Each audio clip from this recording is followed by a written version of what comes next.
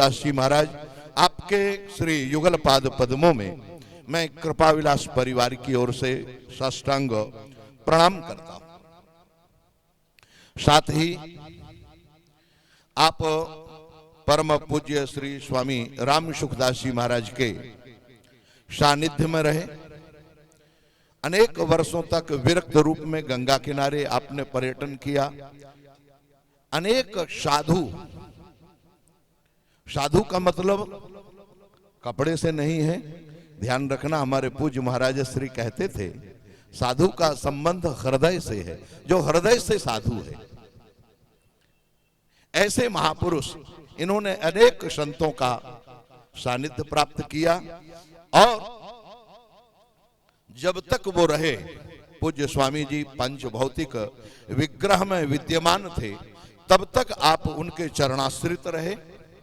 और जब वह अपने पंच भौतिक शरीर से इस धराधाम पर विलीन हो गए, व्यापक रूप में परिणत हुए, तब भी आज भी आप उन्हीं के चरणाश्रित रहकर जो भक्ति की धारा, हमारे वृंदावनवासी भक्ति की धारा मां यमुना को मानते हैं, उनके किनारे देवरहा बाबा के सानिध्य में उनका वाइब्रेशन को ग्रहण करते हुए उसी रास्ते पर आपकी एक दिव्य कुटी है, ब्रह्मर्षि कुटी, उस पर निवास करते हैं। साथ ही अनेक साधक संत आपके यहाँ निवास करते हैं, अध्ययनरत हैं, साधना कर रहे हैं। आपने श्रीमद् भागवत के अनेक व्याख्यान दिए, अनेक अनेक कथाएं की और उन कथाओं के माध्यम से भक्ति ज्ञान वैराग्य की त्रिवेणी को बहाते हुए अनेक साधकों को अध्यात्म के मार्ग पर आगे बढ़ाया। नारायण, आज भी आपके यहाँ गौ सेवा, संत सेवा और पठन पाठन इत्यादि बराबर नियमित रूप से स्वाध्याय, साधना और सत्संग की त्रिवेणी यमुना के सानिध्य में बहती रहती है। नारायण, इसी श्रृंखला में हम अपने जो हमारे आश्रम के परम पूज्य प्रातः स्मरणीय महाराज श्री की गोद में पढ़े लिखे खेले बढ़े श्री पुरुषोत्तम सिंगल जी, पप्पू भैया जिनके नाम से जानते हैं हम लोग, मैं उनसे निवेदन करता हूं महाराज श्री का माल्यार्पण के द्वारा उनका अर्चन करें, पूजन बंदन करें।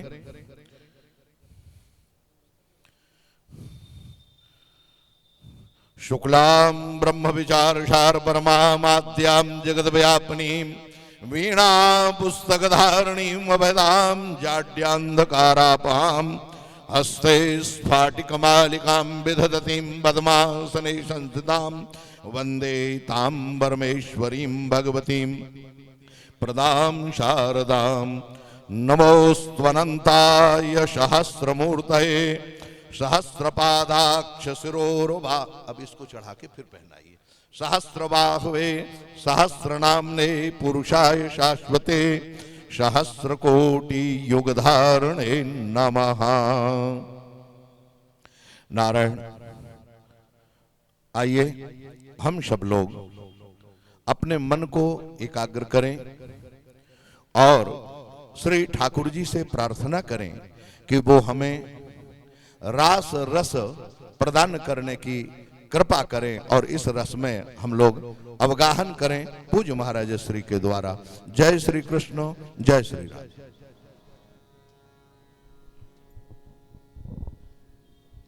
भगवान नाम संकीर्तन के साथ आरंभ। राधे राधे गोविंद गोविंद राधे राधे राधे, ताली बजा करके सब लोग। हाँ, गोविंद गोविंद राधे गोपाल राधे गोविंद। सभी लोग ताली बजाते हुए प्रेम से कीर्तन करें।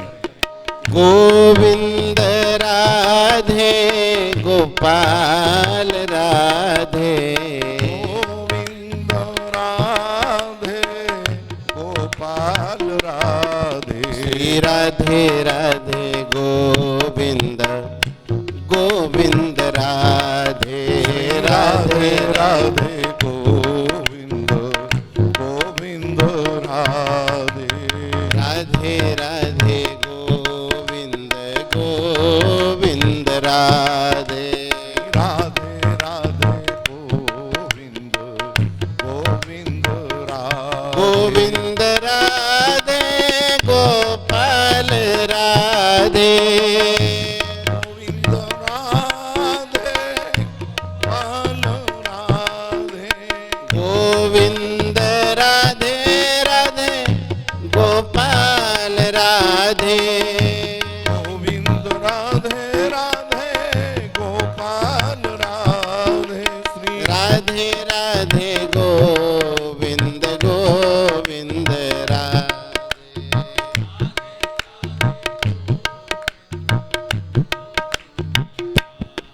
श्री राधे राधे गोविंद गोविंद राधे राधे राधे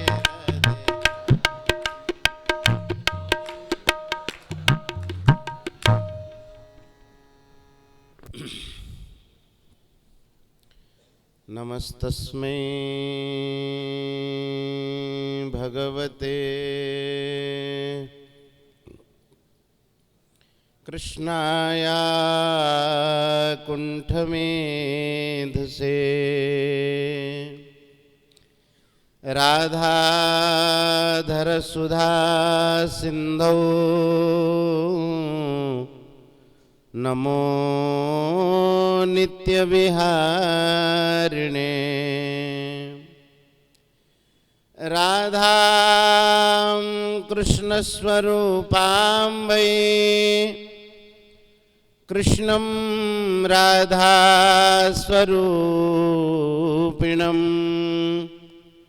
कलात्मानं निकुञ्जस्थं गुरुरूपं सदा भजे प्रपन्नपारिजाताय स्तोत्रवेत्रैकपाणये ज्ञानमुद्राय कृष्णाय गीतामृतदुहे नमः यं प्रव्रजन्तमनुपेतमपेतकृत्यं द्वैपायनो विरहकातर आजुहाव पुत्रेति तन्मयतया तरवोऽभिनेदु स्तं सर्वभूतहृदयं मुनिमानतोऽस्मि राधा करावचित पल्लव वल्लरी के राधा पदांक विलसन मधुर स्थली के राधा यशो मुखर मत्त खगावली के राधा विहार विपिने रमता मनो में वाञ्छा कल्पतरुभ्यश्च कृपा सिन्धुभ्यैव च पतितानां पावनेभ्यो श्रीवैष्णवेभ्यो नमो नमः हरिजुआय विराजिए कथा सुनो इतिहास तुम श्रोताया माल के तव पद रज हम दास। श्री भक्तवांछा कल्पतरु भक्तवत्सल शरणागत वत्सल अकारण करुणामय श्री राधा माधव भगवान के पावन श्री चरणारविंदों में कोटिशः प्रणाम निवेदन करके समस्त संत सद्गुरुदेव भगवान के श्री चरणों में बारंबार प्रणत होकर के विराजमान मंचासीन समस्त संत वैष्णव सन्यासी जनों के श्री चरणों में प्रणाम करके भक्तों का सादर अभिनंदन करके आज जो परम सौभाग्य हमें प्राप्त हुआ है, कृपा विलास वाले पूज्य श्री महाराज जी के सानिध्य में बैठ करके कथा कहने का, उसका परम आनंद हम लोग प्राप्त करेंगे। संसार में 4 चीजें दिव्य है। श्री कृष्णस्य नाम रूप लीला धाम परात् परम एतत् चतुष्टयम साक्षात सच्चिदानंद विग्रहम। भगवान का पवित्र नाम, भगवान के पवित्र रूप और दिव्य धाम और भगवान की लीला, अगर हम लोगों को देखा जाए तो ये चारों प्राप्त हैं एक साथ। एक तो वृंदावन धाम, और वृंदावन धाम में आज का जो विशेष आज की तिथि विशेष है, श्री शरद पूर्णिमा तिथि, और भगवान के पवित्र नाम, संतों का सानिध्य।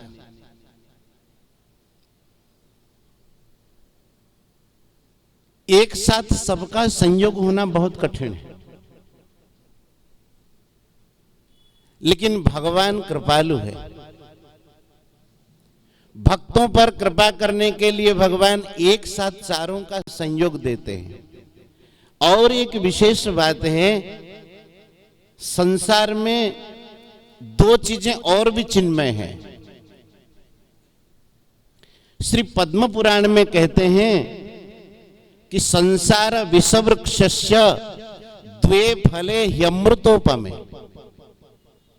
ये संसार रूपी विष का वृक्ष है, जहां राग द्वेष, अच्छा बुरा, अनुकूलता प्रतिकूलता में सब डूबे हुए हैं। ऐसे संसार रूपी विष वृक्ष में 2 अमृत फल लगे हुए। महाराज जी, ऐसे कभी विष वृक्ष में अमृत फल कैसे आ जाएंगे? लेकिन कहते 2 अमृत फल हैं। कौन कौन से? कदाचित केशवे भक्ति। एक तो अमृत फल है भगवान में भक्ति होना, और दूसरा जो अमृत फल है तद भक्तिर वा समागम। एक अमृत फल भगवान की भक्ति, और दूसरा जो अमृत फल है भगवान के जो प्राण प्यारे भक्त हैं उनका समागम।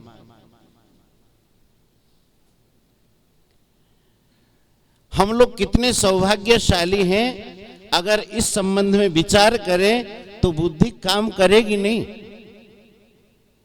मनुष्य को कोई चीज अनायास मिल जाए तो उसका महत्व कम ही समझता है। संतों के पावन सानिध्य में आप लोग अनुभव करिए, देखिए। अगर संतों का क्या जीवन है जानना चाहें कि कृपा विलास के नाम से आप लोग जान जाएंगे।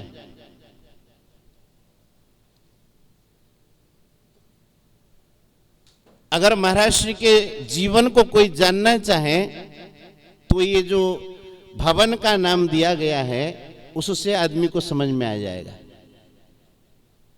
कृपा का ही विलास है। जो संत भगवत कृपा पर संपूर्ण समर्पित हो जाते हैं उन्हें ऐसा लगता है कि भगवत कृपा के बिना संसार में कुछ संभव ही नहीं। ये महाराज जी इतना बढ़िया ग्रंथ, एक सूखा पत्ता, महाराज श्री का, अंग्रेजी में शायद ये महाराज श्री ने लिखी, उसका हिंदी अनुवाद हुआ है। इसमें महाराज श्री लिखते हैं कि कृपा का अर्थ क्या है। जब कोई संपूर्ण रूप से अपने अहंकार को भगवान में समर्पित कर देता है, मिला देता है, अपना करके कुछ नहीं रखता है, कहते एक विस्फोट होता है, उसी का नाम ही कृपा। महाराज जी लिखते हैं तो इस भवन के नाम से हम लोग अनुभव कर सकते हैं कैसे संत महापुरुष अपने आप को भगवान में समर्पण करके भगवत कृपा का अनुभव करते हैं। हम लोग केवल कृपा नाम से 2 अक्षर ही सुन पाते हैं, लेकिन कृपा का असली अर्थ तो ऐसे महापुरुष ही जानते हैं। एक बार की बात, पूज्य श्री गुरुदेव भगवान ऋषिकेश में विराज थे। स्वामी जी महाराज कोई भी घटना घटे तो महाराज जी कहते थे भगवान की बड़ी कृपा हो गई। तो साथ में रहने वाले कहते थे कि महाराज इसमें क्या भगवान की कृपा, ये तो सहज हो जाता है।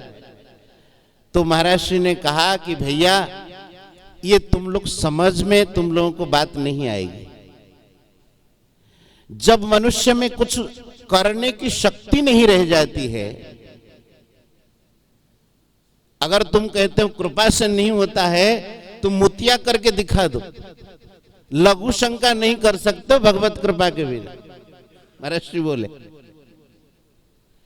तो जो संपूर्ण शरणागत भक्त हो जाते हैं भगवत कृपा का वही अनुभव कर पाते हैं।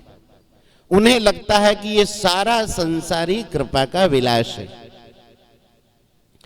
और महाराज जी जो संतों के शरणागत हो जाते हैं, संत उनको आधे अधूरे छोड़ते नहीं, साधना के अंतिम तक पहुंचाते हैं। और संसार तो बीच बीच में आपको अटकाता रहेगा, परिस्थितियां आती रहेगी, ऐसे परिवेश भी आते रहेंगे, लेकिन भगवत शरणागति का ये फल होगा कि हमें वो बीच में अटकने नहीं देंगे, भटकने नहीं देंगे और लटकने नहीं देंगे, सीधे पहुंचाएंगे भगवान के चरणों में। तो बीच बीच में महाराज की कथा आती रहेगी। हम लोगों के पास समय बहुत कम है, विषय आज बहुत गंभीर विषय हैं। हमारे जो सूचना दे रहे थे भैया बहुत ज्यादा प्रशंसा कर दी है, इतनी प्रशंसा के हम बिल्कुल योग्य नहीं हैं, लेकिन अब बड़े लोग प्रशंसा कर दें तो सिर झुका करके उसको स्वीकार ही करना पड़ता है, क्योंकि बड़ों ने किया। लेकिन ऐसा कभी भी नहीं है, रास पंचाध्यायी पर बोलने की शक्ति किसी की भी नहीं। ये इतना दिव्य ग्रंथ है, जिस स्तर पर ये बात हो रही है वहां तक हमारा पहुंच ही नहीं। हम अपनी बुद्धि से कितना समझ सकते हैं, लेकिन भगवान की जैसे प्रेरणा होगी हम लोग ऐसे चर्चा करते रहेंगे। शुरू करते हैं। बोल भक्तवत्सल भगवान की, संत भगवान की। भगवान पिता रात्रि शरदोत्फुल्ल मल्लिका वीक्षरन्तुं मनश्चक्रे योगमायामुपाश्रितः। श्री सुखदेव जी महाराज आरंभ करते हैं कि भगवान अपि, भगवान होने पर भी, भगवान किससे कहते हैं? जिनमें षड ऐश्वर्य संपूर्णता से विराजमान है, उनका नाम है भगवान। बहुत शास्त्रीय भाषा हमें ज्ञान नहीं है भैया, हम तो सीधी सीधी बातें करेंगे। समग्रस्य ऐश्वर्यस्य धर्मस्य यशसः श्रियः ज्ञान वैराग्ययोश्चैव षण्णां भग इति ऋणाम्। जिनमें समग्र ज्ञान हो, समग्र ऐश्वर्य हो, संपूर्ण वैराग्य हो, ज्ञान हो, ऐसे जो 6 भग जिनमें विराजमान है उन्हें कहते हैं भगवान। श्री सुखदेव जी महाराज कहते भगवान होने पर भी, ऐसा होने पर भी क्यों कहा? प्रायः करके जो उच्च स्तर पे रहते हैं नीचे उतरने में उनको बड़ी कठिनाई होती है, लेकिन भगवान ऐसे हैं, भक्तों के ऊपर कृपा करने के लिए भगवान ऊपर से नीचे उतर आते हैं। इसी का नाम ही अवतार है, जो ऊपर से नीचे की ओर आ जाए। तो भगवान होने पर भी मनश्चक्रे, ऐसा कहा जाता है कि भगवान अमना और असंकल्प है। न तो भगवान का मन है और न ही संकल्प है, निर्गुण तत्व की दृष्टि से देखा जाए। लेकिन भगवान मन बनाते हैं। भिक्ष रंतुम मनश्चक्रे, रमण करने के लिए भगवान मन बनाया भगवान ने। ये जो भगवान ने मन में विचार किया, किनको देख करके विचार किया? शरदोत्फुल्ल मल्लिका ताह रात्रि वीक्ष। और वस्तुतः देखा जाए भगवान के मन में रास विलास का जो संकल्प हुआ है, वह संकल्प हुआ है ब्रजगोपियों के भाव से। जब कभी भक्त के मन में कोई भाव उत्पन्न होता है तो भगवान अवश्य उसको अंगीकार करते हैं। ये विशेष बात है महाराज।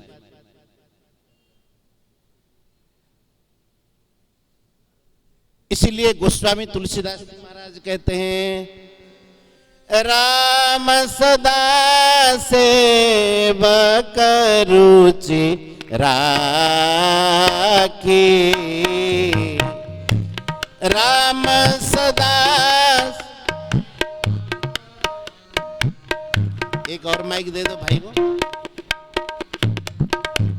वेद पुराण संत सुरसाखी, वेद पुराण संत सुरसाखी, राम सदा।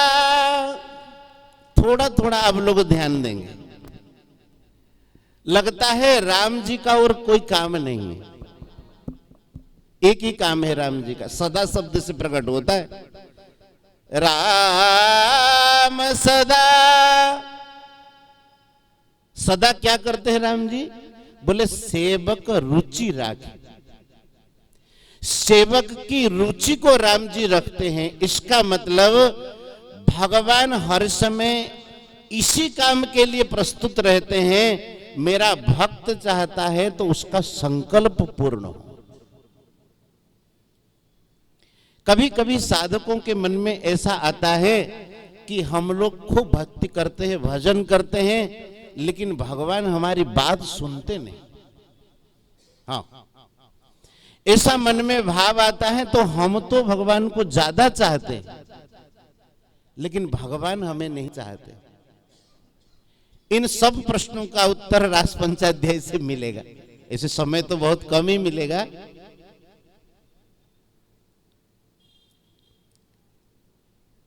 हम लोगों की चाहना बहुत कम होती है और भगवान हमारे लिए बहुत चाहते हैं।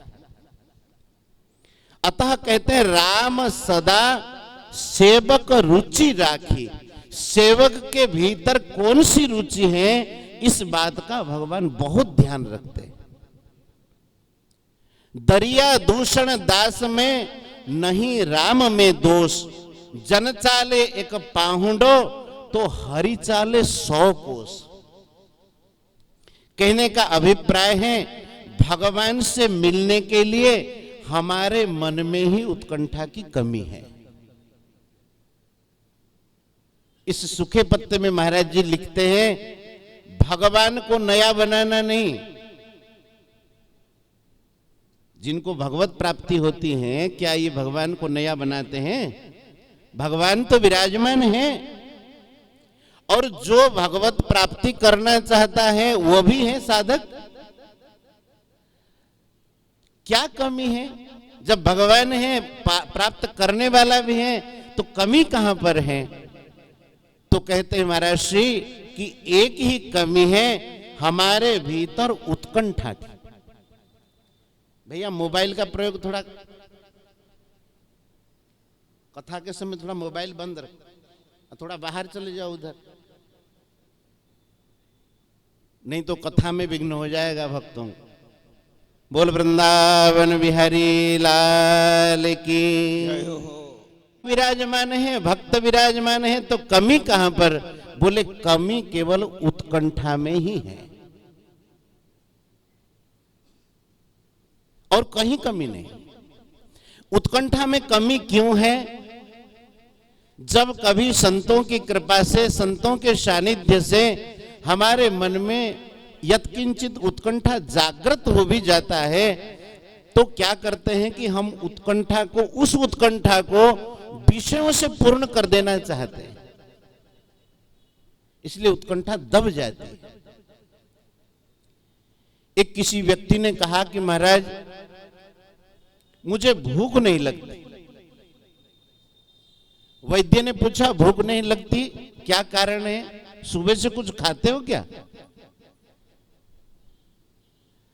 तो बोला कि नहीं, बहुत कुछ नहीं है, सुबह उठते ही थोड़ा सा चाय और उसके साथ बिस्कुट थोड़ा सा डाल के ले लेते, उसके बाद दतवन वगैरह बाद में, और उसके बाद थोड़ा सा बाल भोग, थोड़ा और कुछ और कुछ और कुछ, 3-4 बार हो जाते हैं, 12 बजे तक भूख नहीं लगती। वैद्य ने कहा बकरी जैसे तो तुम चरते रहते हो सुबह से, और 12 बजे तक कैसे भूख लग जाएगी? सुबह से और भोजन बंद कर दो, 12 बजे तक अपने आप भूख लग जाएगी। तो साधकों को यही चाहिए, संत कृपा से थोड़ा बहुत जो उत्कंठा जागृत हो जाता है उसको बराबर बराबर बना करके रखें। कुछ साधकों में ऐसा देखा जाता है, कहते हैं कि महाराज जब साधना शुरू किए थे, संत लोगों में भी भाव ऐसा आता है, जब आरंभ किए थे साधना तो खूब बढ़िया चल रहा था, लेकिन धीरे धीरे धीरे धीरे वो शिथिल हो गया, ऐसा लगता। तो इसका भी यही कारण है कि हम लोग उस चाह में दूसरा चाह मिला लेते हैं। लेकिन ब्रजगोपियों के भीतर और कोई चाह नहीं, श्री किशोरी जी के हृदय में और कोई चाह नहीं। पूज्य श्री भाई जी हनुमान प्रसाद जी पोद्दार एक सुंदर भाव देते हैं पद में, हो तो दासी नित्य तिहारी, हो तो दासी नित्य तिहारी, प्राणनाथ प्राणनाथ। बोल भक्तवत्सल भगवान की पधारी। प्राणनाथ जीवन धन मेरे, प्राणनाथ जीवन धन मेरे,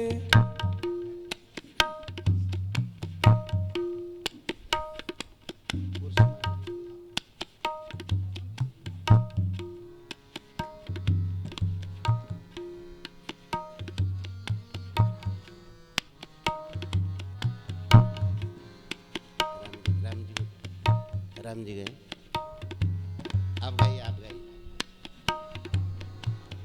हो तो दासी नित्य तिहारी, हो तो दासी नित्य तिहारी। सब लोग गाएं पीछे पीछे। प्राणनाथ जीवन धन मेरे, प्राणनाथ जीवन धन मेरे, हो तुम पे बलिहारी, हो तुम पे बलिहारी, हो तो दासी नित्य तिहारी, हो तो दासी नित्य तिहारी। तुम्हारो सुख ही है मेरो सुख, और न कछु मन मेरे, तुम्हारो सुख ही है मेरो सुख और न मन, तुम्हारो सुख ही है मेरो सुख और न कछु मन मेरे, तुम ही सुखी देखन नित चाहो, निस दिन सांझ सवेरे, हो तो दासी नित्य तिहारी, हो तो दासी नित्य तिहारी, हो तो दासी नित्य तिहारी। अगर श्री राधा रानी जी के, श्री किशोरी जी के स्वरूप को जानना चाहें तो ये स्वरूप है। तुम्हारे सुख ही है मेरो सुख और न कछु मन मेरे, तुम ही सुख नित देखन चाहो, निसी दिन सांझ सवेरे, तुम ही सुखी देखन हित हो, निज तन मन को सुख देओ, तुम ही समर्पण करी अपने को, नित तब रुचि को से हो तो दासी नित्य तिहारी। जब ब्रजगोपियों के मन में, श्री किशोरी जी के मन में ऐसा भाव है, केवल भगवान को सुख देने का ही भाव है, वह भाव के कारण श्री ठाकुर जी के मन में एक आलोड़न सृष्टि होता है, आंदोलन सृष्टि होता है। भक्तों के भावों को पूर्ण करने के लिए वीक्ष रंतुम मनश्चक्रे, और भगवान सत्य संकल्प प्रभु जब भगवान के मन में आया कि हम भक्तों को आनंद प्रदान करें, जैसे भक्त के मन में आता है भगवान को आनंद प्रदान करें, सुख प्रदान करें। और ये सही बात है महाराज जी, जिनके एक आनंद कण से, कण मात्र से सारा संसार सुखी हो रहा है।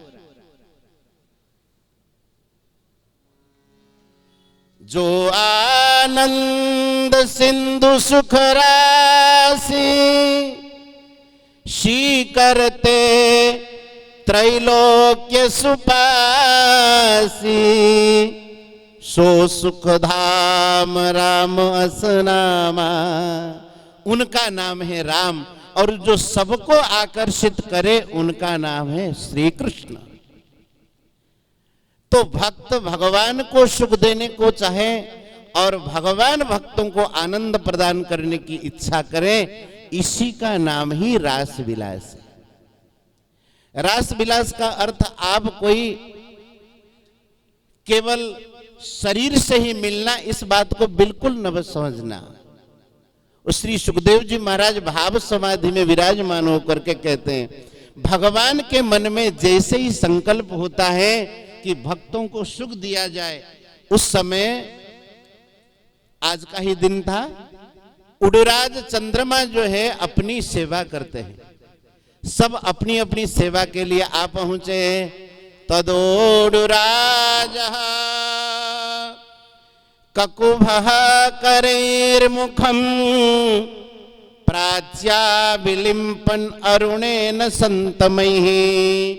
उड़राज चंद्रमा पूर्व दिशा रूपी नायिका के मुख कमल को ऐसे ही अभिरंजित कर देते हैं जैसे कोई परदेशगामी पति हो और वह अचानक आकर के अपने प्रियतमा के मुख को अबीर गुलाल से मंडित कर दे। उसी प्रकार से चंद्रदेव भगवत सेवा के लिए उपस्थित हो गए आकर के। और जब सब परिस्थिति अनुकूल हो गई तो कहते हैं भगवान योग माया का आश्रय लेकर के बंशी का वादन करते हैं। योग माया का महाराज जी अर्थ देते हैं योगाय माया योग माया। ये बहुत सहज सरल है। जो योग के लिए माया का विस्तार किया जाए उसका नाम है योग माया। संसार की जो माया है ये कैसे है? कि ये त्रिगुणात्मिका माया, दैवी हेषा गुणमयी मम माया दुरत्यया। कोई संसार की माया में अगर पड़ जाए तो भगवान से वो दूर होता जाता है। लेकिन योग माया का अर्थ होता है कि जो परस्पर भक्त भगवान के मिलन के लिए जो माया का विस्तार हो, उसका नाम है योग माया। टीकाकारों ने ऐसा भाव दिया है, योगी जन जिनकी आराधना करते हैं, ऐसे से श्री किशोरी जी का आश्रय लेकर के श्री ठाकुर जी ने रास विलास के लिए मन बनाया। तो मन बना करके भगवान ने क्या किया कि वंशी ध्वनि को प्रकट किया भगवान ने।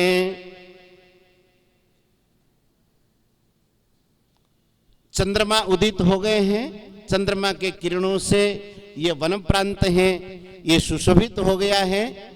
तब भगवान ने किया है, दृष्ट्वा कुमुदवंतम अखंड मंडलम रमाननाभम नभ कुंकुमारुणम। ये चंद्रमा देखने में कैसा है? कहते रमाननाभम। रमा का अर्थ होता है एक लक्ष्मी जी है, और श्री किशोरी जी को भी रमा ही कहते हैं। किशोरी जी के मुख कमल की उपमा तो चंद्रमा के साथ दे ही नहीं सकते हैं। कोटि कोटि चंद्रमा को चूर्ण बना करके उसका सार निकाल दिया जाए तो किशोरी जी के मुख कमल के साथ उपमा नहीं दे सकते हैं। तो ऐसे चंद्रमा को देख करके जगौ कलम वामदृशाम मनोहरम। बांसुरी में भगवान ने कलम जगौ, उसमें ऐसा मधुर ध्वनि भगवान ने प्रेरित किया। आज भैया कह रहे थे, हमारे श्री राम जी भैया कहते श्री विश्वनाथ चक्रवर्ती पाद ये भाव देते हैं कि भगवान बांसुरी नहीं बजा रहे हैं, बंसी सखी को एक प्रकार से चोर बना करके भगवान भेज रहे हैं कि जाओ गोपियों के चित्त वित्त को चुरा करके ले आओ। अब लोग बड़े ध्यान से श्रवण करिएगा। श्री कृष्णो वेणुगीताक्षम चौरम प्रेषितवान ब्रजे। ऐसे तो लगता है कि ये वेणु को भगवान ने बजाया, लेकिन वेणुगीताक्षम चौरम ब्रजे प्रेषितवान, भगवान ने ब्रज में एक चोर को भेज दिया कि जाओ। बंशी किसी को कहते हैं, वेणु किसको कहते हैं? बेति ब्रह्म सुखम विद्या ई काम सुखम उच्यते तौ एव अणुतमौ यस्मात् सवेणु रीति कथ्यते। बोले कि ब अक्षर से ब्रह्म सुख को सूचित करते हैं, ई अक्षर से काम सुख को सूचित करते हैं। और ऐसे दोनों काम सुख और विषय सुख, जिनके सामने काम सुख और ब्रह्म सुख, जिनके सामने अणुतमौ यस्मा, जिनके सामने अणु हो जाए, बहुत सूक्ष्म हो जाए, भगवत आनंद के सामने ये विषय सुख तो इसका अता पता नहीं, लेकिन ब्रह्म सुख भी छोटा पड़ जाता है। थोड़ा सा आप लोग ध्यानपूर्वक श्रवण करें। जब विषय सुख से ऊंचा उठता है तो ब्रह्म सुख का अनुभव करता है।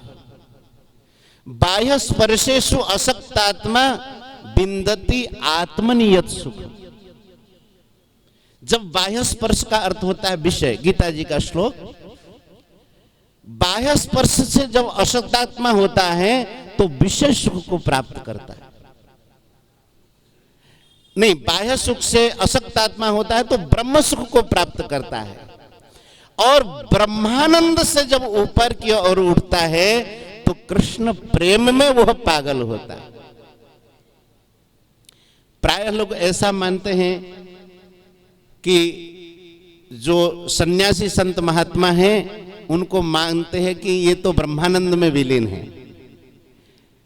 लेकिन महाराज जी महाराष्ट्र के इस पुस्तक के अध्ययन से, राम जी भैया हमको पुस्तक दिए थे, और बहुत वर्ष पहले जब स्वामी जी महाराज आते थे, यहीं हाड़ा कुटीर में सत्संग होता था महाराष्ट्र का, तो पूज्य श्री कृपाविलास वाले महाराज जी का दर्शन दास 3 बार किए थे। प्रतिवर्ष जब आते थे तो महाराष्ट्र के दर्शन के लिए जाते थे। तो अनुभव होता है ये ब्रह्म सुख से जो अतीत तत्व में जाते हैं वे भक्ति के सुख में डूब जाते हैं, प्रेम के सुख में। आप लोग जाकर के दर्शन करिएगा, महाराष्ट्र की जो सेवित ठाकुर जी का विग्रह है वो बहुत ही दिव्य है। ठाकुर जी के पास उनका वत्स है, बछड़े को ठाकुर जी हृदय से लगा करके आलिंगन करके विराजमान है। तो भक्तों ने भाव बताया कि महाराष्ट्र का ऐसा भाव था कि हम बछड़े के समान हैं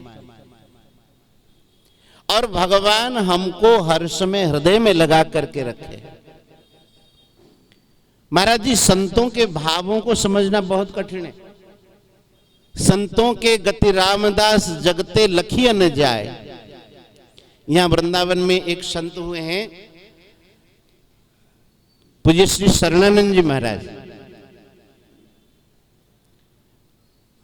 मानव सेवा संघ के प्रतिष्ठाता महाराज श्री। तो उनको किसी भक्त ने कहा कि महाराज भगवान के प्रति आपका क्या भाव है, सख्य है, वात्सल्य है, माधुर्य है, क्या भाव है? तो पूज्य श्री शरणानंद जी महाराज जी बोले कि मेरा तो भाव है फुटबॉल का।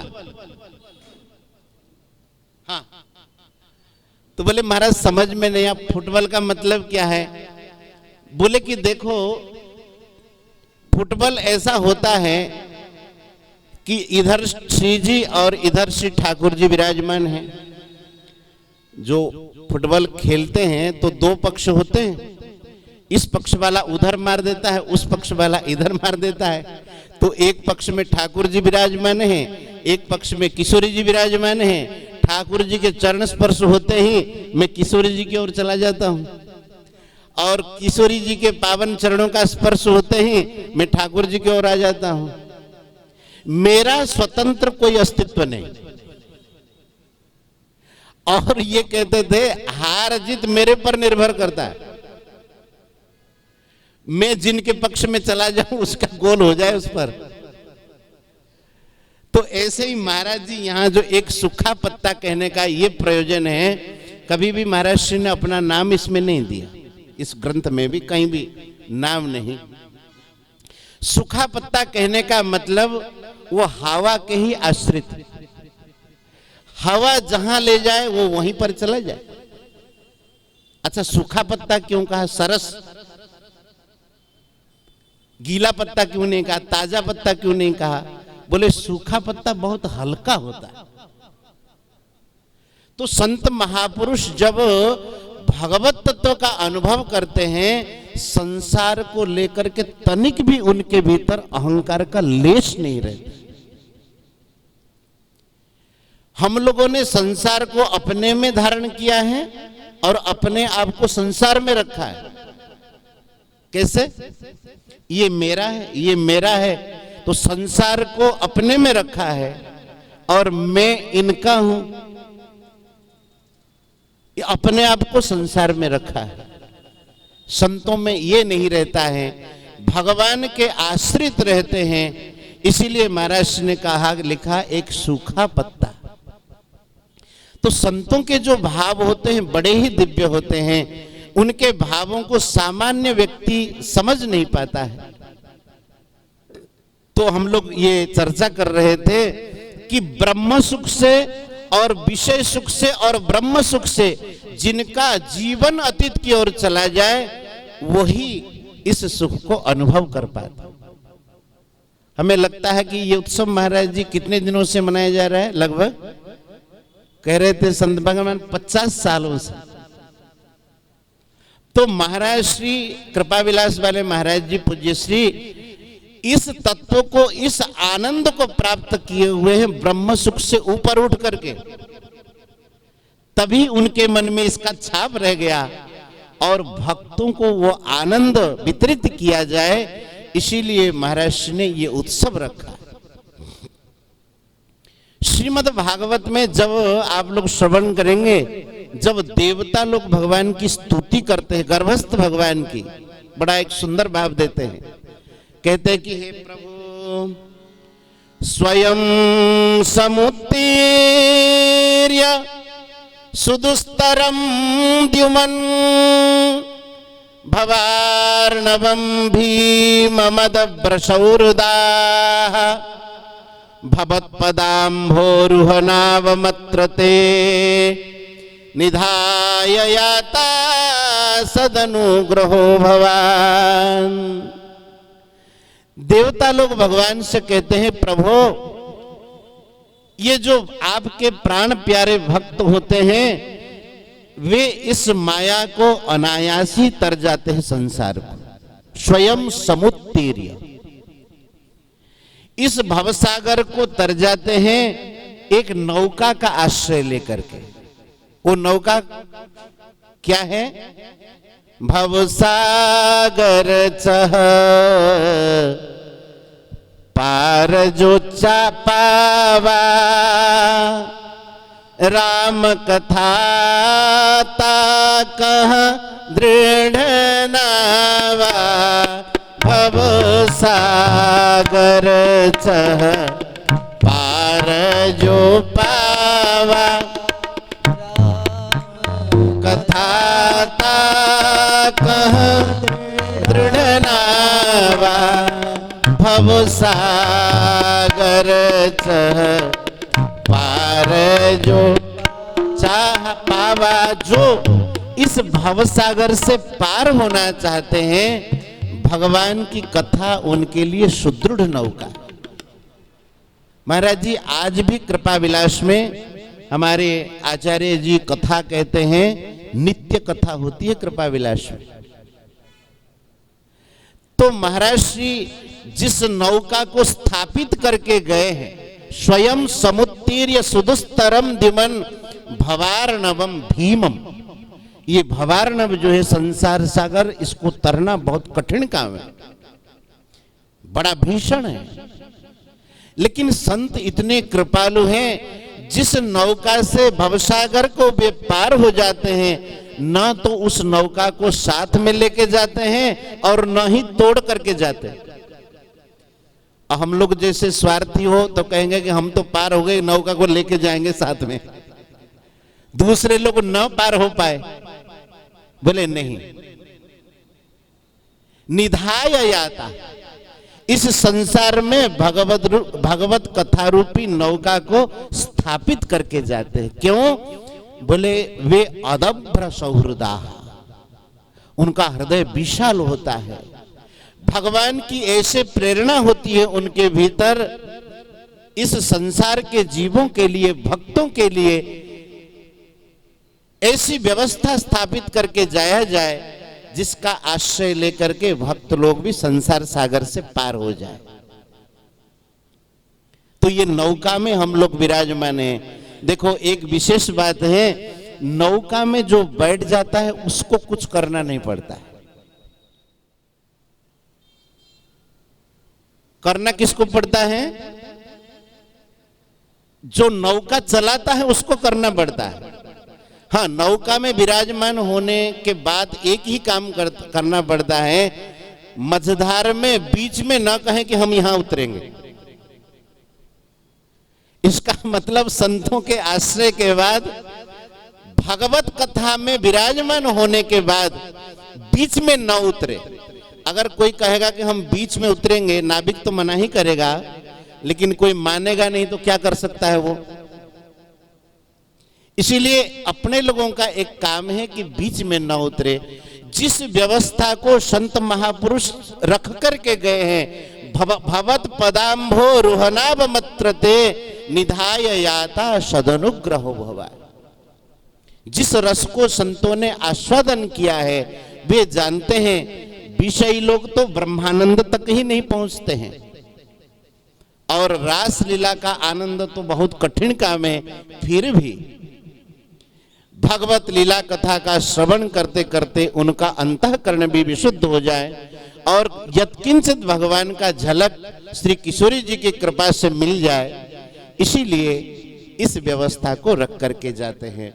तो हम लोग चर्चा कर रहे थे, बंशी रूपी सखी को श्री कृष्णो वेणुगीताक्षम चौरम प्रेषितवान ब्रजे, वेणुगीत रूपी चोर को भगवान ने भेज दिया कि गोपियों के चित्त वित्त को आप चोरी करके ले आए। तो वो चोरी करके सब कुछ ले आया।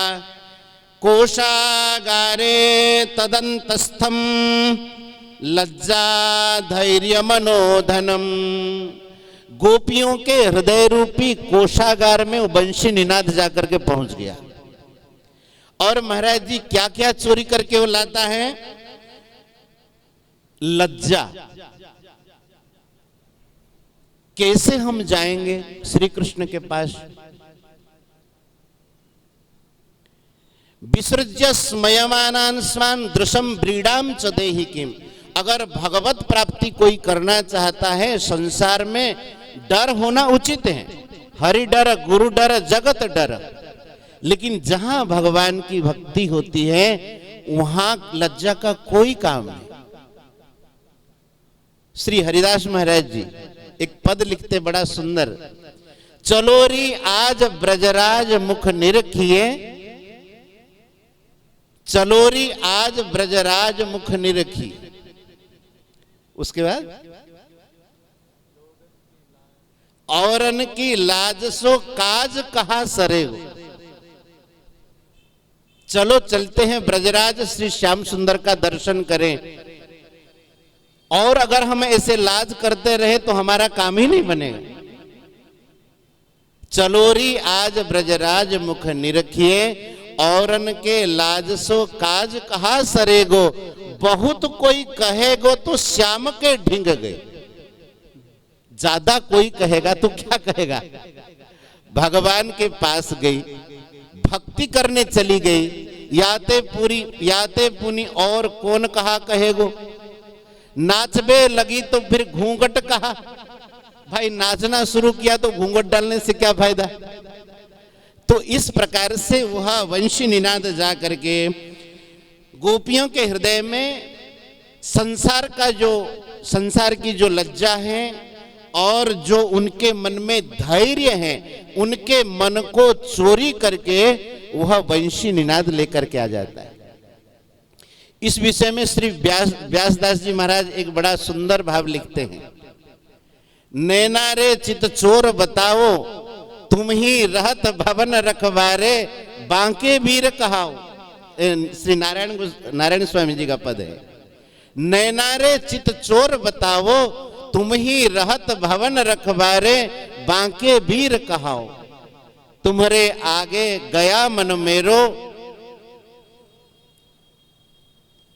तुम्हारे आगे गया मन मेरो, चाहे सौहे खाओ, नारायण मोहि वस्तु न चाहिए, लेनहार बतराओ।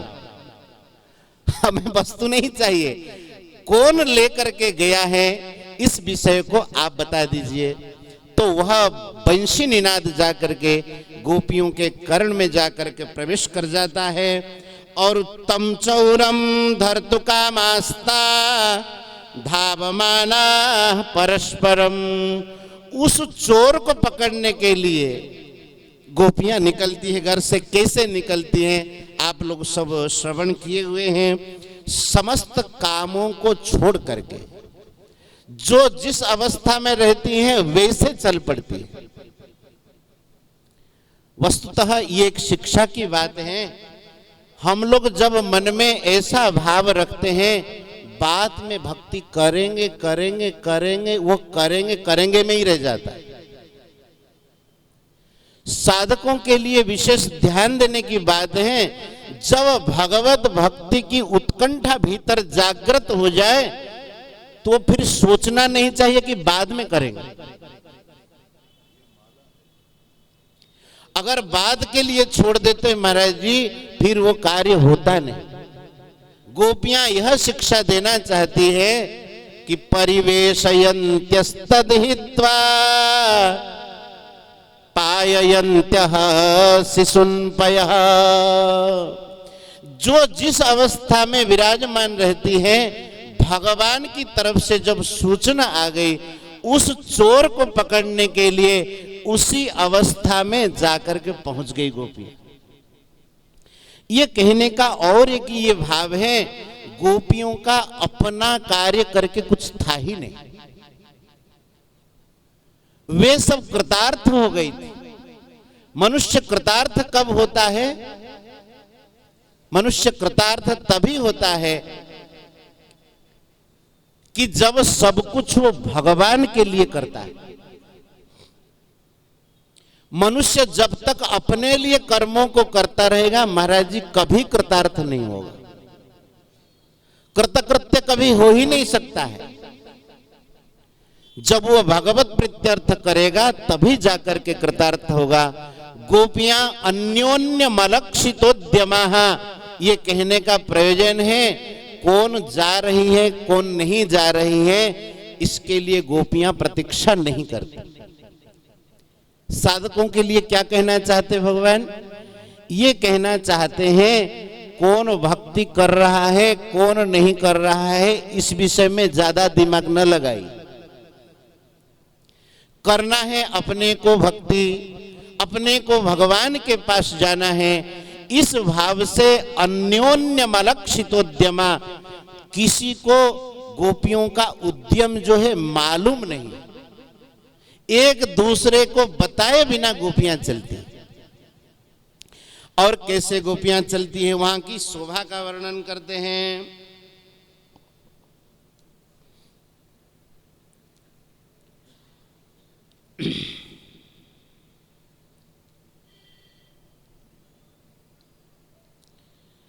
भगवान के पास जब गोपियां जाकर के पहुंच जाती हैं तो श्री ठाकुर जी ब्रज गोपियों का स्वागत करते हैं।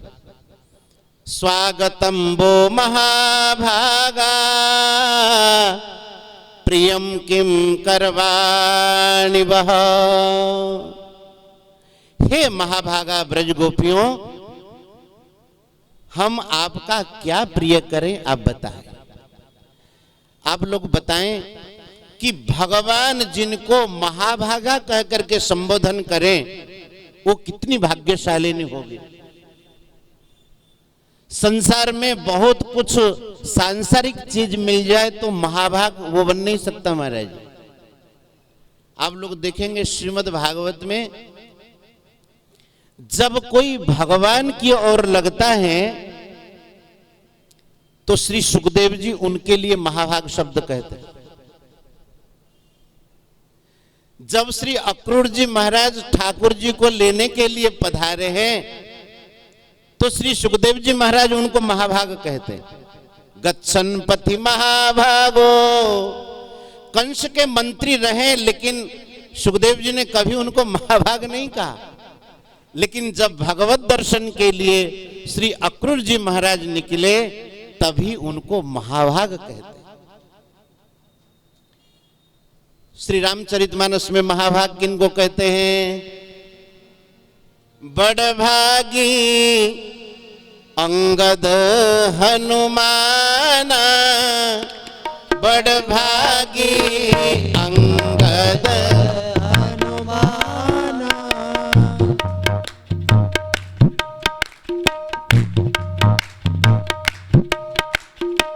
ताली बजा करके जब भगवान के कीर्तन आदि किया जाता है तो महाराज जी पद्म पुराण में इसका बड़ा भारी महात्म्य कहा गया है। नृत्यताम केशवस्याग्रे तालिका वादनेर भृशम, जो ताली बजा बजा करके भगवान के सामने कीर्तन करते हैं। उड्डीयन्ते शरीरस्था सर्वेपि पाप पक्षिणः। ऐसे हम नहीं कहते आप लोग कोई पाप आप में होगा, सब पुण्यात्मा है, लेकिन फिर भी कहा गया है शरीर में विराजमान सब पाप पक्षी अर्थात विषय वासनाएं चली जाती है। इसलिए ताली बजा करके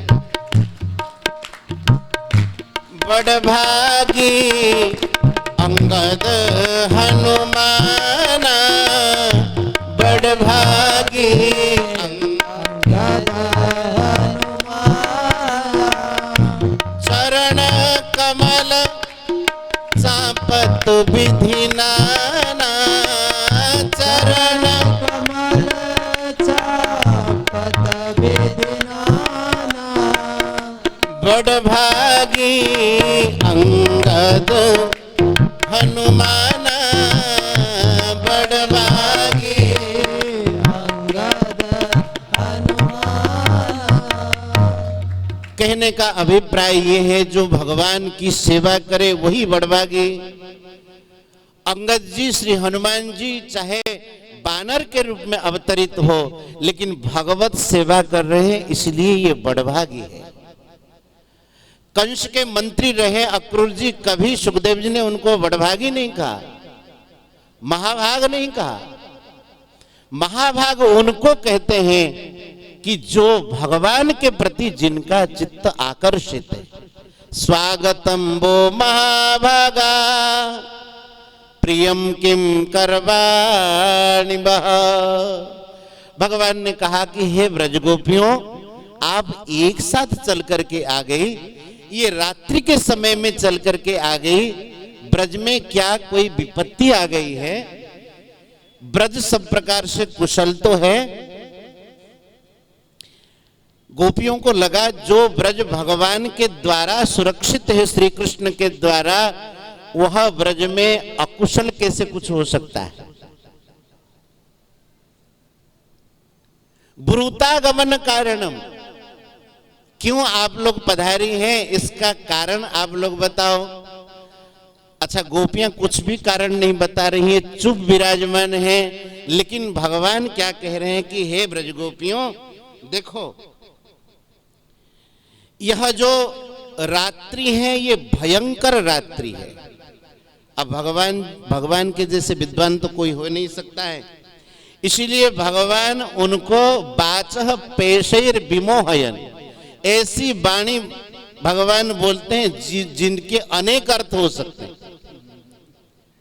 तो भगवान कहते रजन्येषा घोर रूपा, यह जो रात्रि है घोर रात्रि है,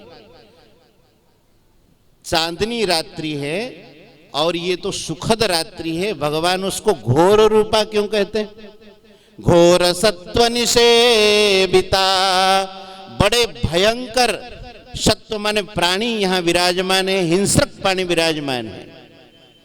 इसीलिए आप जैसे सुमध्यमा स्त्रियों के लिए ये वन प्रांत में विराजमान होना रात्रि के समय में उचित नहीं है। लेकिन भगवान दो अर्थ इसमें देते हैं।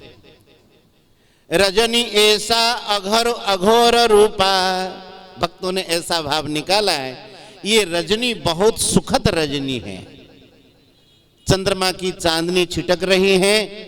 और वृंदावन में घोर सत्व थोड़े रहते हैं, सब संत वैष्णव भक्त ही रहते हैं। अघोर रूपा, अघोर सत्व निषेविता, इसीलिए ब्रजम न प्रतिजात, ब्रज में अब जाने के लिए कोई काम नहीं आपका। आप जैसे सुमध्यमा स्त्रियों के लिए तो यहीं विराजमान होना उचित है। लेकिन गोपियों को बात समझ में नहीं आई, ऐसे गोपियां भी बहुत विदुषी है। भगवान ने कहा कि अगर आप लोग वन शोभा देखने के लिए आ गई हो तो वन की शोभा तो आपने देख ही लिया होगा, इसीलिए शीघ्रता से आपको ब्रज में लौट जाना चाहिए। क्यों कि आपके जो पुत्र पति आदि वे सब संकोच में पड़ जाएंगे, भय में पड़ जाएंगे, इसलिए आपको वापस जाना चाहिए। भगवान ने अनेक प्रकार के उनको तथ्य देते हैं कि क्यों गृह में लौटना चाहिए। पति की सेवा करना पत्नी का एकमात्र कर्तव्य है, उनके लिए यज्ञ वही है, इसलिए आपको लौट जाना चाहिए।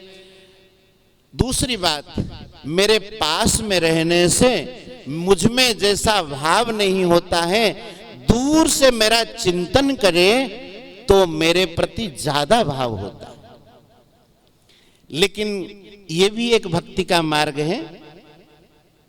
वियोग और मिलन भक्ति के दोनों मार्ग हैं। इतने दिनों से भगवत चिंतन का तो फल हुआ है ये मिलन, और भगवान कह रहे हैं कि मेरे से दूर रह करके भक्ति करने से भक्ति बढ़ती है। गोपियां यह सब श्रवण करके बहुत चिंता में डूब गई।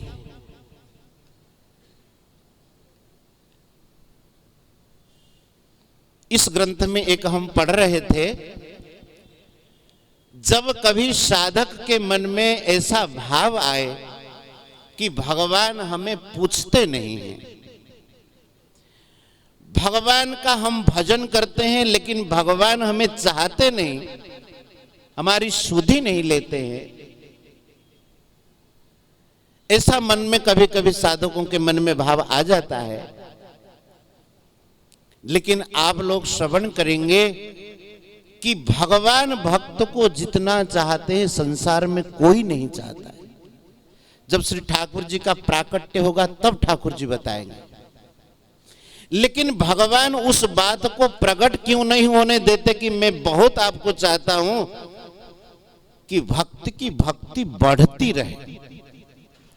यह जो भगवान ने बात कही कि आप चले जाओ, गोपियों के मन में श्री ठाकुर जी के प्रति कितनी निष्ठा है, इस बात को जानने के लिए भगवान ने ये कहा।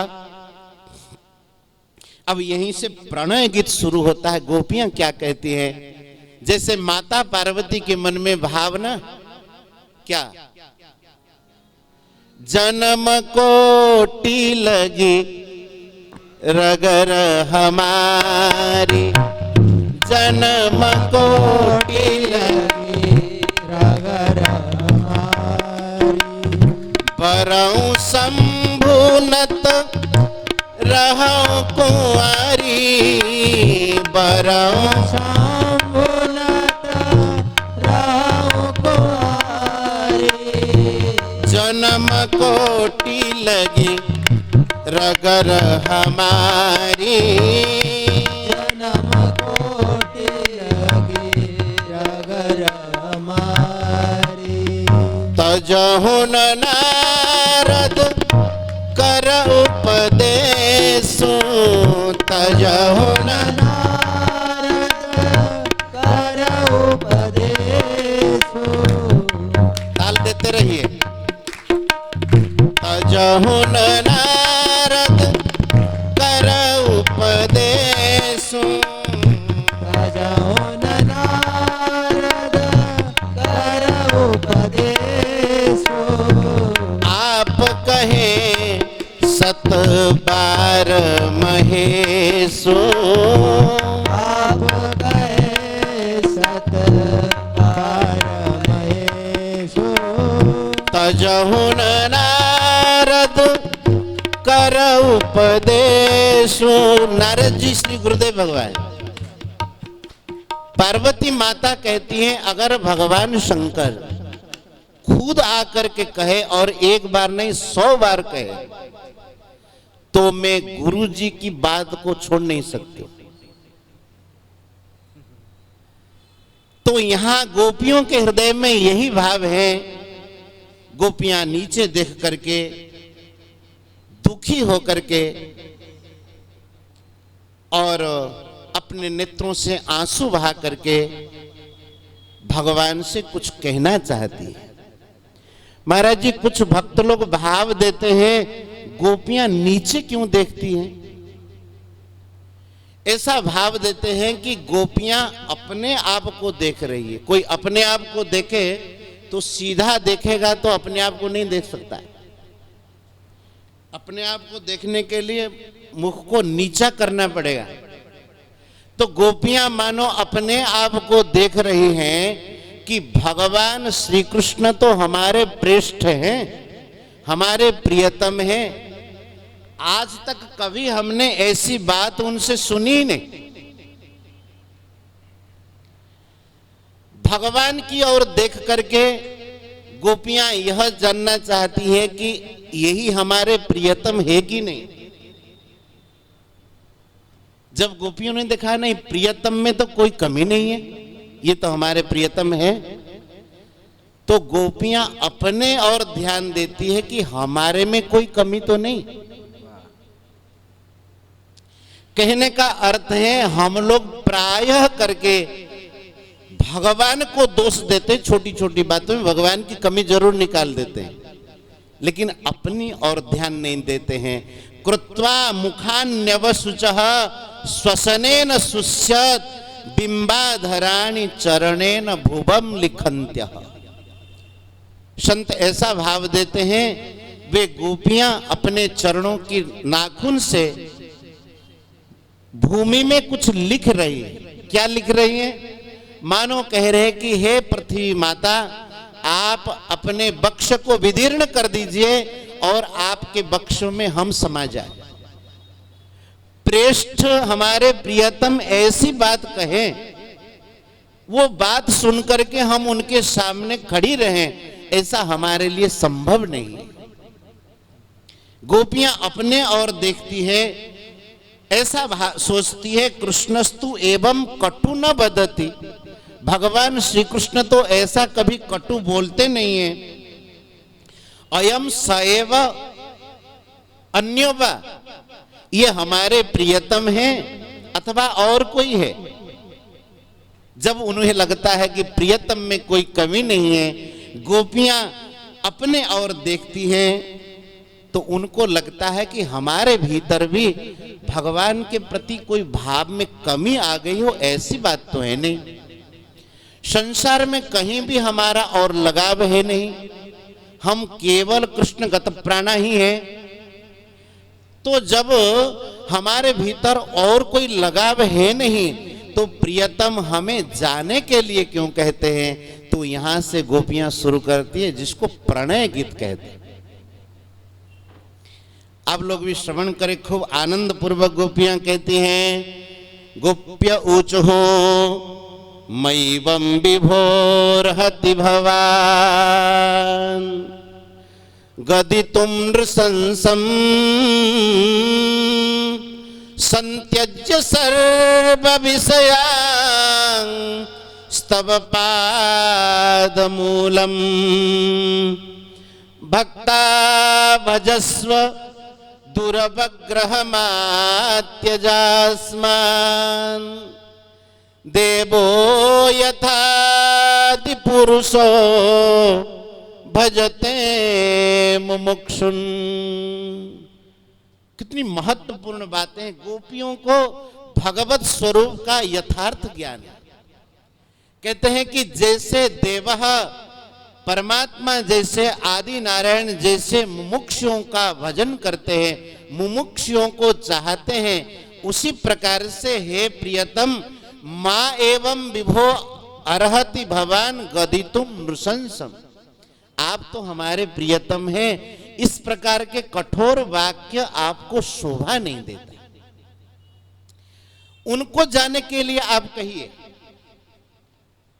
जिनके भीतर संसार की कोई कामना हो। इसका अर्थ क्या है? जिनके भीतर संसार की कामना है, उन्हें ही संसार चक्र में घूमना पड़ता है। मामुपेत्य पुनर्जन्म दुःखालयम शाश्वतम नाप्नुवन्ति महात्मानः संसिद्धिम परमाम गताः। भगवान को प्राप्त होने के बाद किसी का पुनर्जन्म हो जाए, ऐसा संभव नहीं। तो गोपियां यह तर्क देना चाहती है कि प्रियतम, हम जब आपके पास आ गई और आप कह रहे हैं कि यहां से आप जाओ, आप ही विचार करिए, ये यथार्थ बात है क्या? भगवान कहते श्रुति श्रुति स्मृति ममई वाग्य। श्रुति और स्मृति भगवान की आज्ञा है। यो उल्लंघ्य प्रवर्तते, इसका जो उल्लंघन करता है, भगवान कहते वो मेरा द्रोही है। तो भगवान क्या अपनी बातों को खुद काटेंगे? यद्गत्वा न निवर्तन्ते तद्धाम परमम मम। जिनको प्राप्त होने के बाद फिर वापस लौटना नहीं पड़ता है, वह भगवान का परम धाम है। गोपियां यह तर्क देना चाहती है, देवो यथादि पुरुषो भजते मुमुक्षुन। भगवान जैसे अनेक तर्क दिए थे, गोपियों के भी तर्क है। आप लोग देखेंगे भगवान के तर्कों से गोपियों के तर्क ज्यादा श्रेष्ठ आपको मालूम होंगे। गोपियां कह रही है यत् पत्य पत्य सुहृदा मनुवृत्ति रंगा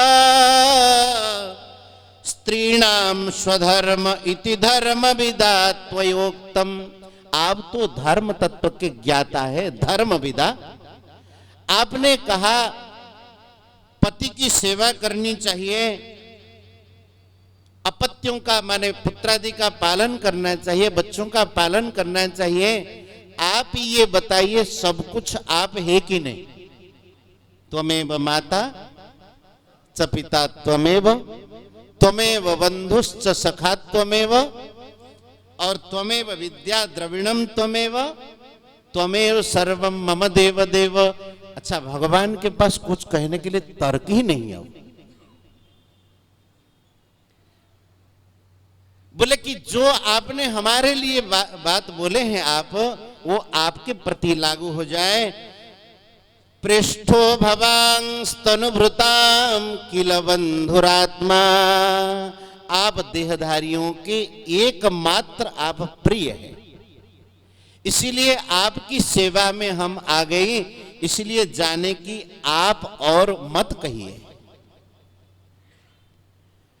जो संत महात्मा हैं, जो इस तत्व को जानते हैं, सब प्राणधारियों के देहधारियों के एकमात्र स्वामी प्रभु हैं। वे केवल भगवान से ही प्रेम करते हैं और उन्हीं को ही कुशल कहते हैं। श्रीमद् भगवत गीता में भगवान ने कहा योगः कर्मसु कौशलम। कर्म में जो कुशलता है वो योग नहीं, कर्मसु योग एव कौशलम। कर्म में जो योग है भगवान की भक्ति, यही कुशलता है। तो गोपियां यह कहना चाहते हैं, जो कुशलाः, जो इस तत्व को जानते हैं कि भगवान के साथ भाव रखना, भगवत प्रेम ही असली योग है, तो वे और कहीं भी प्रेम भाव नहीं रखते। क्या करते हैं वे? सब कर ममता ताग बटोरी, सब कर ममता ताग बटोरी, सब कर ममता ताग बटोरी, सब कर ममता ताग बटोरी। मम पद मन ही बांध बर डोरी, मम पद मन ही बांध बर डोरी। कुर्वन्ति हि त्वयि कुशला स्व आत्मन। अब एक एक श्लोक के ऊपर बताने के लिए तो समय नहीं है, विषय बहुत विस्तार है, लेकिन बहुत भाव इसमें महाराज जी ये हैं कि जो इस तत्व को जानते हैं कुशलाः, वे आपके चरणों में ही भक्ति करते हैं। नित्य प्रिय पतिसुतादि भी आरती देहि किम। जो नित्य दुख देने वाले हैं, ऐसे लौकिक पति आदि से वो क्यों प्रेम करने लगे? इसलिए हे भगवान, हमारे ऊपर आप प्रसन्न हो जाइए। अनेक दिनों से जो हमारे भीतर इस आशा को हम पोषण करके आई हुई है, श्री कृष्ण प्राप्ति रूपी कामना को लेकर के हम आई हुई हैं, उस आशा को आप छेदन न करें। नीति शास्त्र में कहते हैं महाराज, विष वृक्षोपि संवर्ध्य स्वयं छेत्तुम असाम्प्रतम। कोई अगर विष का वृक्ष भी लगा दिया हो भूल चुक से, तो उसको वह खुद नहीं काटता है। मैंने लगाया, मैं कैसे काटूं? और आपने इस आशारूपी लतिका को लगा करके, इसका पालन पोषण करके, जल सेचन करके आपने बढ़ाया। और जब ऐसा समय आया आशा हमारी फलवती हुई तो आप कह रहे जाइए। बोले इस आशा रूपी लतिका को काटना नहीं चाहिए। अगर आपको जाने के लिए कहना ही चाहिए था, हम तो घर में थी ना, अपने काम में लगी हुई थी। चित्तम सुखे न भवता परतम गृहेषु।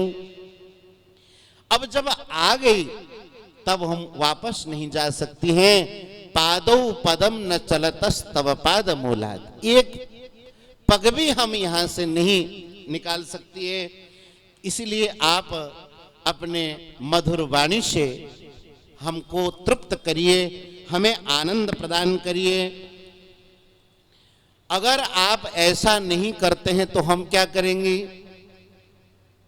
बोले आपको छोड़ेंगी तो नहीं, हमारी एकमात्र गति ही आप ही है हमारे। भगवान कह रहे कि हम अगर स्वीकार नहीं करते तो आप क्या करेंगी?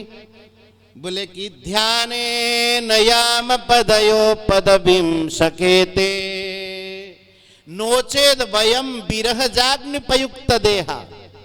विरहाग्नि से इस शरीर को जला करके भस्म करके ध्याने न याम पदयो पदबिम, आपके चरणों को प्राप्त हो जाए। भगवान से गोपियां कहते गीता जी में आपने कहा है कि नहीं? क्या? अंतकाले च मामेव स्मरण मुक्त्वा कलेवरम। अब भगवान इस बात को कैसे काट सकते? अंत समय में मनुष्य जिसका चिंतन करके शरीर को छोड़ता है उसी को ही प्राप्त होता है। गोपियां तर्क दे रही हैं, अगर आप ऐसे हमें मना करते हैं विरहाग्नि से शरीर को जला करके ध्याने न याम पदयो पदबिम सकेते, लेकिन एकमात्र हमारे गति आप ही है। साधकों के लिए एक बहुत बढ़िया प्रेरणा है महाराज जी। परम श्रद्धेय स्वामी जी महाराज एक बात कहते थे कि जैसे कोई पहलवान हो और उसका कोई अंग जो है दुर्बल अंग हो, हाथ टूट गया हो, अंगुली में कोई फ्रैक्चर आ गई हो, वह लड़ाई के मैदान में जा रहा है। दूसरा जो पहलवान होता है उनको पता है कि इसका ये अंग कमजोर है, तो तुरंत क्या करता है वो पहलवान, उसके उस कमजोर अंग को पकड़ लेता है। अब जब कमजोर अंग को पकड़ लेता है तो फिर वह हिल नहीं पाता है। तो ये निवेदन कर रहे थे कि उस पहलवान के जब उस कमजोर अंग को कोई पकड़ लेता है तो पहलवान हार जाता है। इसलिए भगवान का भी एक कमजोर अंग है। भगवान का भी क्या कमजोर है? श्री गोस्वामी दास जी महाराज कहते हैं, गोस्वामी तुलसीदास जी महाराज, एक बाण करुणा निधान की सो प्रिय जाके गति न आन की। ये भगवान का कमजोर अंग है। जो भगवान को कह देता है कि प्रभु मेरी और कोई गति नहीं है, आपके चरणों में अपने में प्राणों को छोड़ दूंगा, लेकिन आपको छोड़ करके मैं नहीं जा सकता, तो भगवान कहते हैं अब क्या करें? भगवान के पास और कोई तर्क नहीं है। इस प्रकार से गोपियां जो तर्क देती हैं और कहती हैं कि हे भगवान आप हमारे ऊपर प्रसन्न हो जाइए। भगवान पूछते हैं कि आपका मन मुझ में आकर्षित कैसे हुआ? आहा हा, बड़ा सुंदर भाव गोपियां देती है। भिक्षाल का भृत मुखम तव कुंडल श्री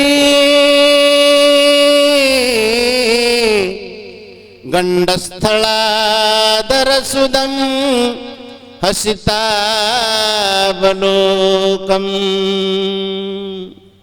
दत्ता भयं च भुजदंडयुगं विलोक्य वक्षः श्रियैकरमणं च भवामदास्यः। ब्रज की गोपियां कहती हैं श्री किशोरी जी कहती हैं कि हे प्रियतम, हम आपकी दासी बन गई। ऐसे गोपियां तो कहती है अशुल्क दासी का, लेकिन यहां कहती है हमें खूब शुल्क मिला है। क्या क्या शुल्क मिला है? भिक्षालका व्रत मुखम, कुंचित केशों से आवृत भगवान के उस मुख कमल का दर्शन करके गोपियां कहती हम दासी हुई। एक भक्त भाव देते हैं भगवान के ये केश कुंचित क्यों हैं? मेरे राधा रमण के निखरे बिखरे बाल, बोले कि राधा रमन जी के बाल बिखरे क्यों हैं, कुंचित क्यों हैं? कहते बिखरा मन को लेता है वह बिखरा कच जाल। भगवान के वह जो कुंचित केश हैं, बिखरे हुए केश, वो भक्तों के बिखरे मन को पकड़ के जाल के रूप में पकड़ के लाता है, इसलिए भगवान के कुंचित केश हैं। गोपियां कहती है उस मुख कमल का दर्शन करके हम दासी हुई है। भिक्षालका व्रत मुखम तब कुंडल श्री, और भगवान के कुंडल की कांति को देख करके दासी।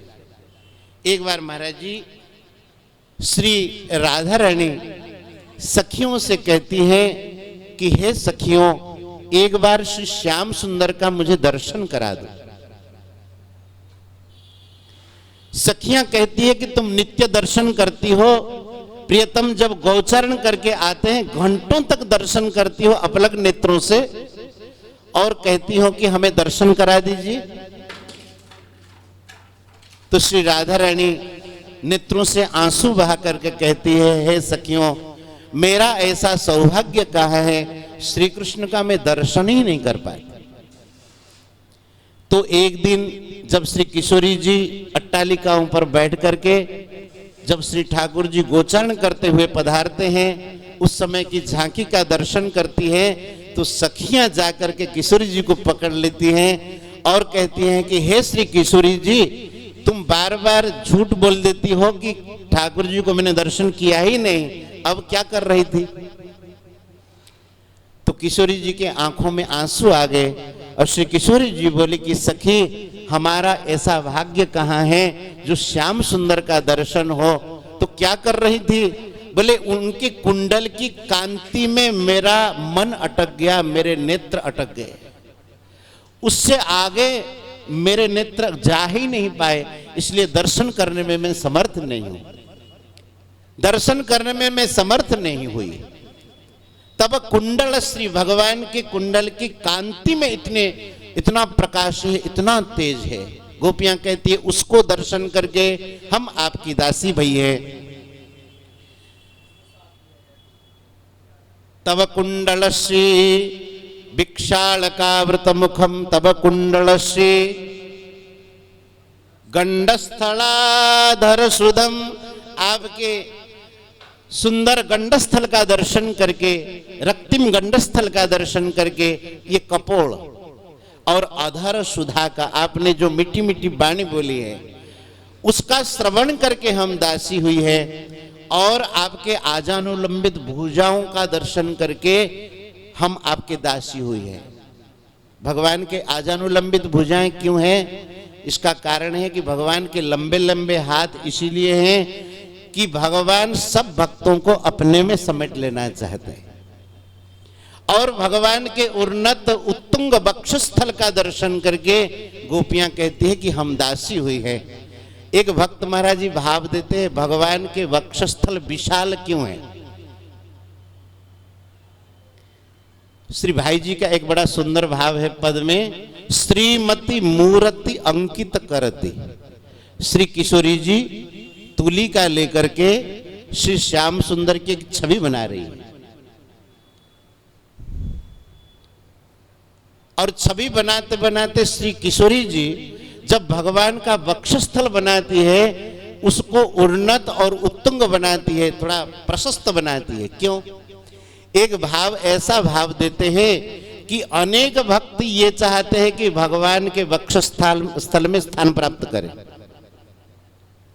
तो श्री किशोरी जी के मन में भाव है, माधुर्य भाव रखने वाले जितने भक्त हैं वो चाहते हैं कि भगवान के वक्ष में हमें स्थान प्राप्त हो जाए, जैसे लक्ष्मी जी को प्राप्त है, क्योंकि माधुर्य भाव है।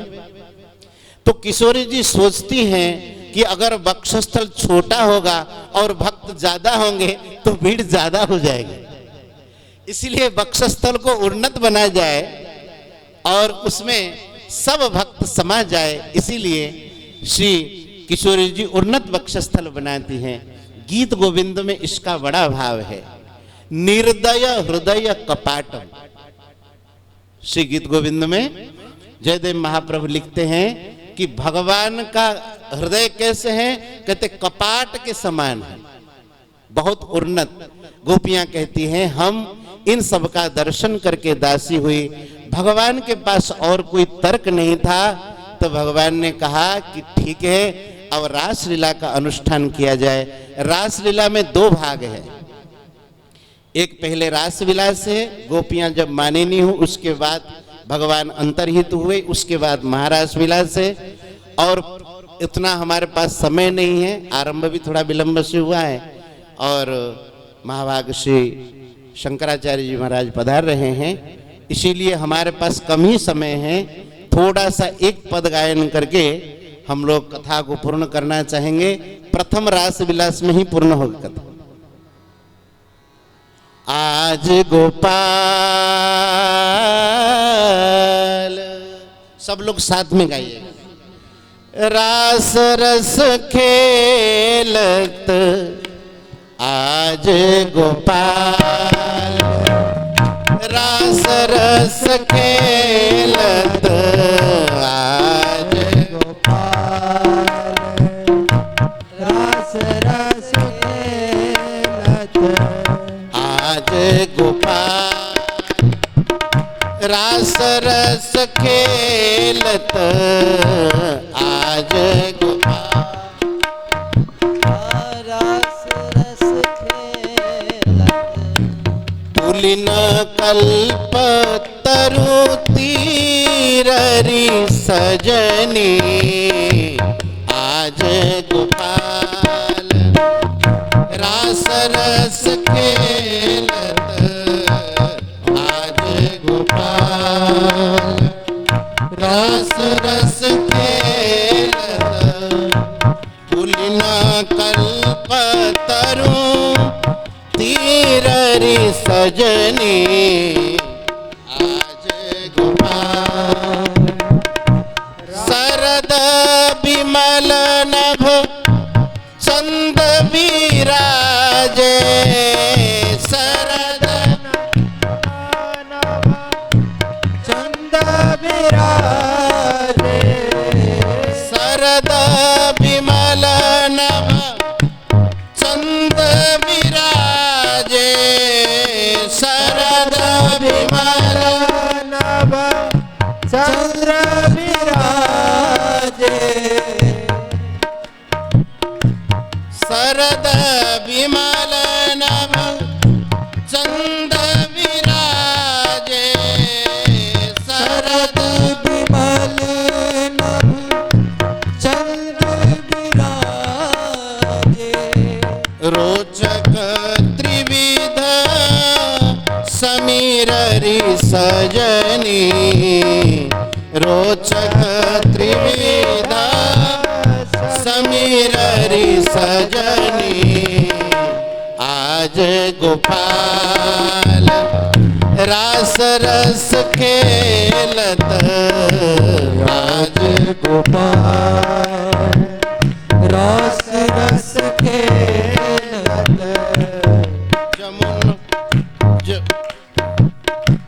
पुलिना जमुना के तीररी सजनी आज गोपाल, रास रस खेलत पुलिना कल्पतरो तीररि सजनी, ताभि समेताभि रुदार चेष्टितः प्रेमे क्षणोत्फुल्लमुखीभिरच्युतः, उदारहास द्विजकुन्ददीधिति व्यरोचतैणांक इबोडुभीर्भूतव्रतः।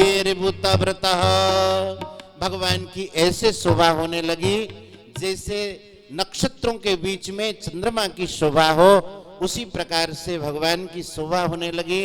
रासलीला का खूब अनुष्ठान हुआ।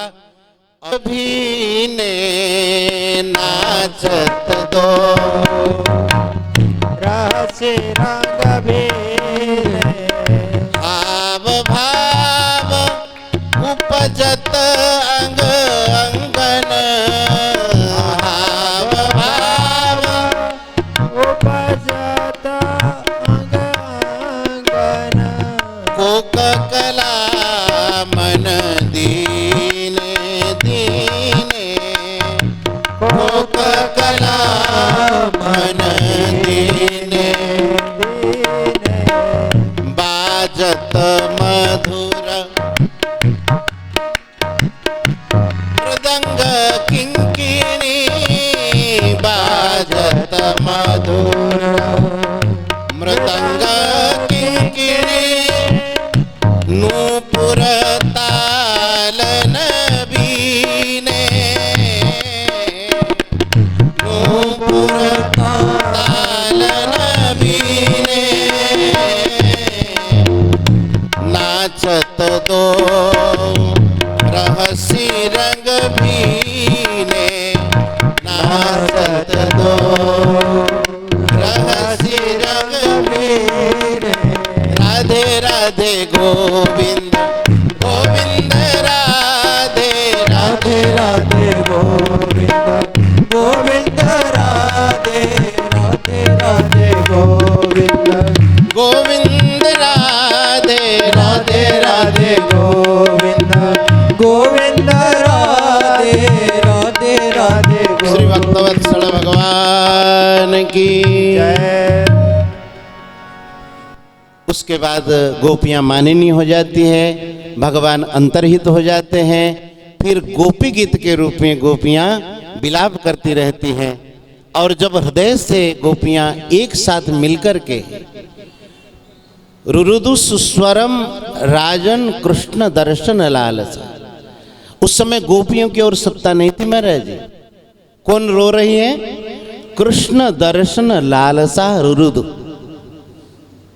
अपने स्वरूप को गोपियां भूल चुकी थी, केवल कृष्ण दर्शन लालसा ही विराजमान थी। तो गोपियां बहुत सुंदर ढंग से गोपी गीत के रूप में भगवान का आवाहन करती हैं। और उसके बाद उनके बीच में श्री ठाकुर जी प्रकट हो जाते हैं।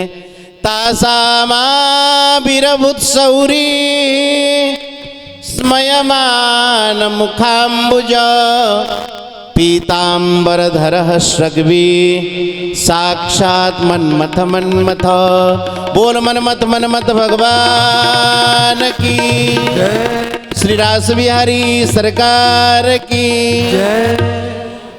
ऐसे गोपियों के मन में नित्य दिव्य चेतना का प्राकट्य हो जाता है, सब भगवान को घिर जाती है।